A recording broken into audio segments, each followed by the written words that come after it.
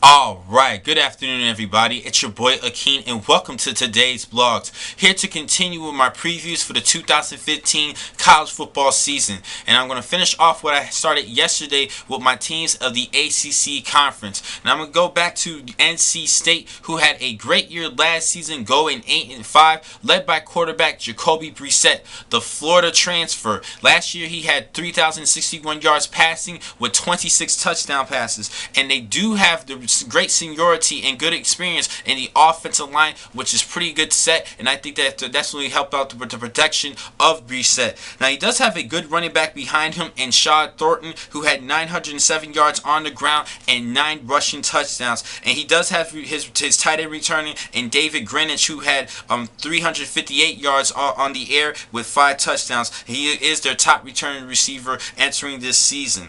Now as far as on the defensive side, they do have a couple of players that I'm looking at with redshirt sophomore Jared Fernandez, who had 78 tackles last season, along with defensive back with 1 interception and 10 pass breakups, and Jack Tacho. I think this is a decent player. Last season they actually allowed 27 points per game, and in order for them to compete in the ACC conference, particularly in that Atlantic division, they're going to have to do a better job on the defensive end. Now as far as their incoming freshmen, they have a great set of 4-star recruits, and they actually recruited all 4 of the top 4 players from in-state in North Carolina, starting with the number 6 running back in Johnny Frazier. I think this was a good pickup. They also picked up the number 16 running back in Naheem Hines, great pickup as well. They did pick up number 22 defensive tackle and Darian Rosebar, and the number 35 offensive tackle Emmanuel McGirt. This is a good recruiting class as far as their top 4 recruits. They do have many more, and they have a couple other 4-star recruits, but they did a good job selecting good players from in-state. But they do need help on the defensive side. I think they should have did more focus on defensively and then on the offensive side. But hey, anything can happen. Maybe they have a couple things up their sleeve this upcoming season for Dave Durrier and the Wolfpack team.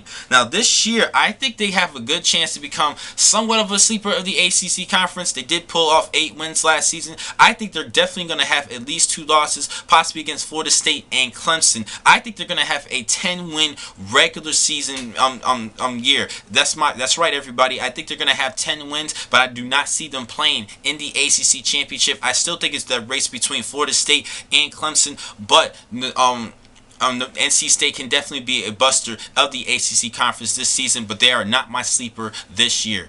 Now, the next time I'm going to catch you guys will be in just a couple of minutes. I have a couple more blogs for you for today. Thank you for watching this blog. I'm your man, Heem McCall. Be easy.